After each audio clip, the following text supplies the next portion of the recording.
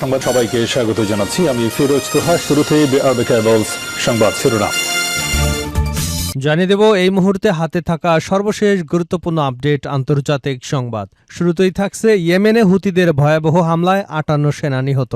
Iran সমর্থিত হুতি বিদ্রোহীদের ক্ষেপণাস্ত্র ও ড্রোন হামলায় ইয়েমেনে অন্তত ৫৮ সেনা সদস্য নিহত হয়েছেন।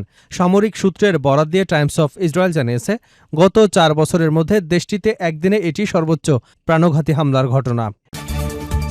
এবার জানাবো, সক্ষমতা পরীক্ষা করতে ন্যাটোভুক্ত দেশে হামলা চালাতে পারে রাশিয়া।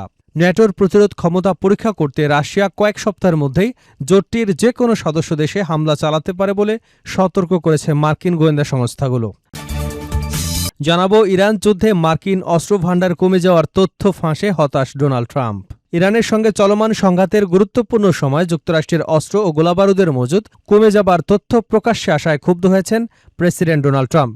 মার্কিন কর্মকর্তারা সতর্ক করেছেন, আকাশ প্রতিরক্ষা ব্যবস্থার মজুদ কমে যাওয়ায় ইরানের বিরুদ্ধে আরও সামরিক অভিযান চালানোর ক্ষেত্রে জটিলতা তৈরি হতে পারে।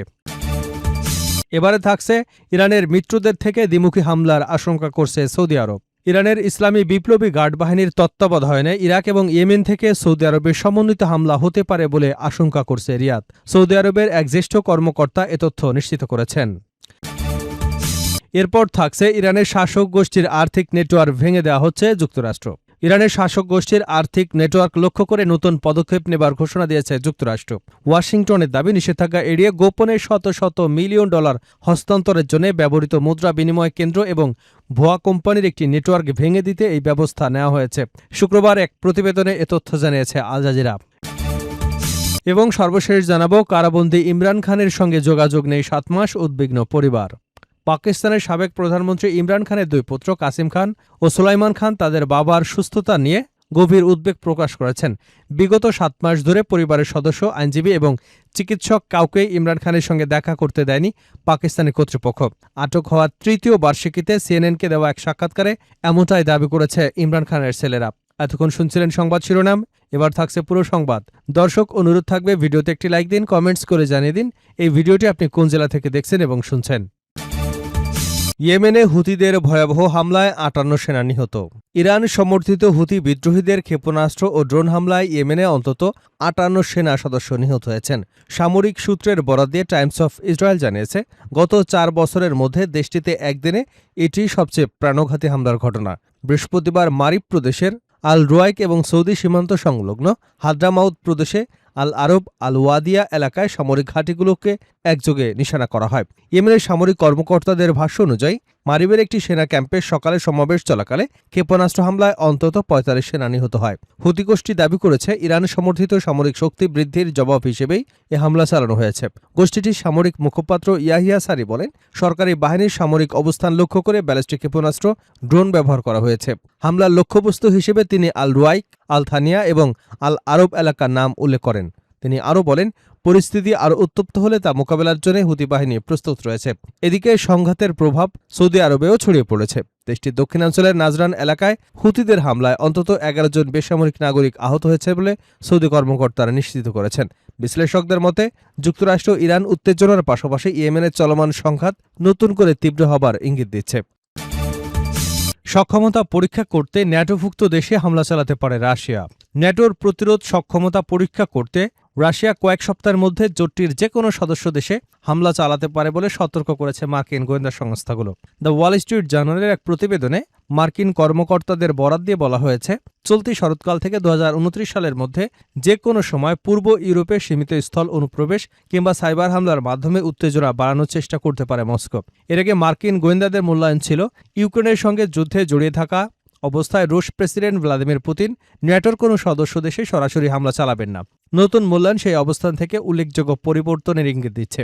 গত মাসে দ্য টেলিগ্রাফ জানিয়েছিল, ইউরোপীয় ও মার্কিন গোয়েন্দারা পোল্যান্ডের ভূখণ্ডে সশস্ত্র উস্কানি, গুরুত্বপূর্ণ অবকাঠামোয় ক্ষেপণাস্ত্র বা ড্রোন হামলা কিংবা ইউক্রেনের উপর দায় চাপানোর উদ্দেশ্যে ফলস ফ্ল্যাগ হামলার সম্ভাবনা নিয়ে রাশিয়ার পরিকল্পনার তথ্য পেয়েছে।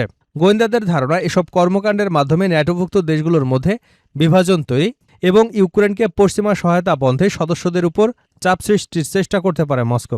সম্প্রতি পোল্যান্ডে একটি রুশ ক্ষেপণাস্ত্র পড়া এবং জার্মানির লাইপজিগ বিমানবন্দরে বিস্ফোরক বহনকারী একটি ড্রোন পাওয়ার পর নতুন করে উদ্বেগ তৈরি হয়েছে। ওই ড্রোনটির সম্ভাব্য লক্ষ্য ছিল অস্ত্র বহনকারী একটি ইউক্রেনীয় বিমান বলে ধারণা করা হচ্ছে। পোল্যান্ড ও বাল্টিক দেশগুলোর নেতারা কয়েক মাস ধরে ন্যাটোর পূর্বাঞ্চলীয় সীমান্তে রাশিয়ার ক্রমবর্ধমান হুমকি নিয়ে সতর্ক করে আসছে।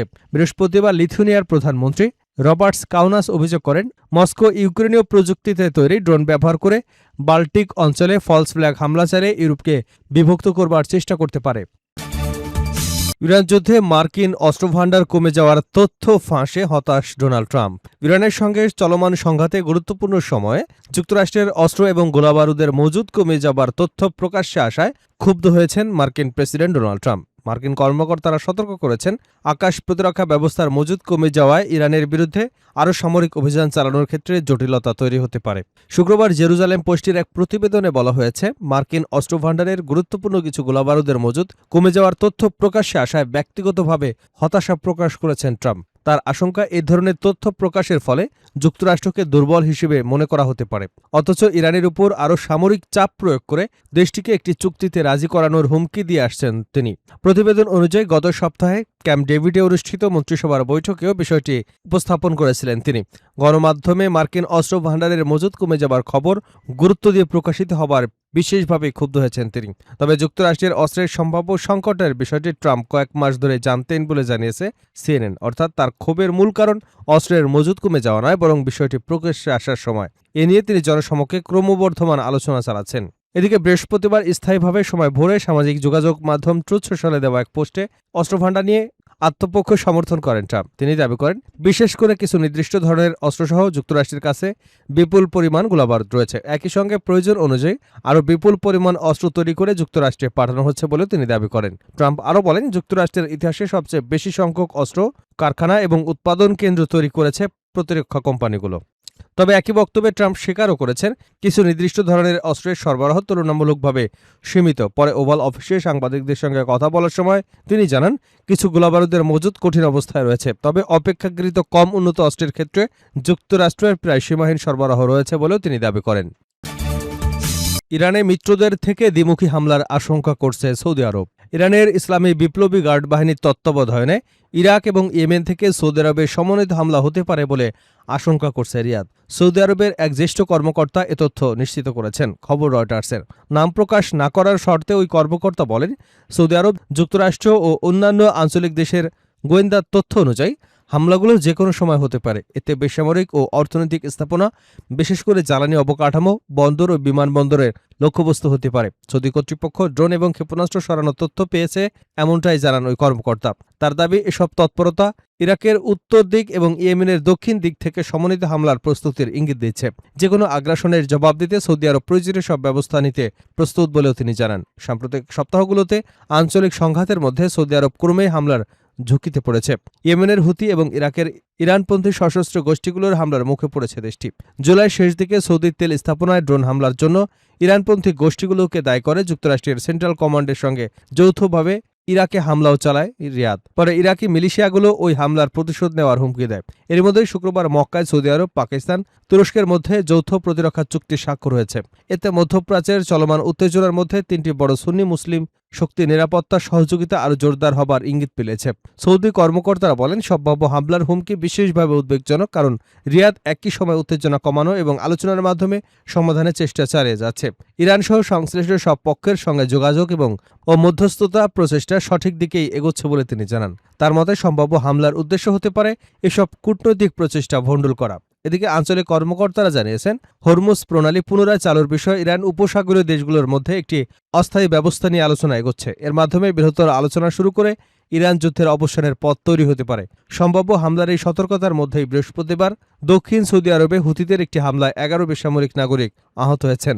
সৌদি নেতৃত্বাধীন জোটের মুখপাত্র মেজর জেনারেল তুর্কি আল মালিকি জানান, নাজরান প্রদেশের হামলায় 7 সৌদি নাগরিক, একজন ইয়েমেনি, 2জন মিশরীয় নাগরিক এবং একজন পাকিস্তানিও আহত হয়েছেন। মঙ্গলবার নাজরান বিমানবন্দরে হামলার দায়ও সাম্প্রতিক সময়ে সামরিক স্থাপনা, অবকাঠামো ও জাহাজে হামলা বাড়িয়েছে ইরান সমর্থিত এই গোষ্ঠীটি।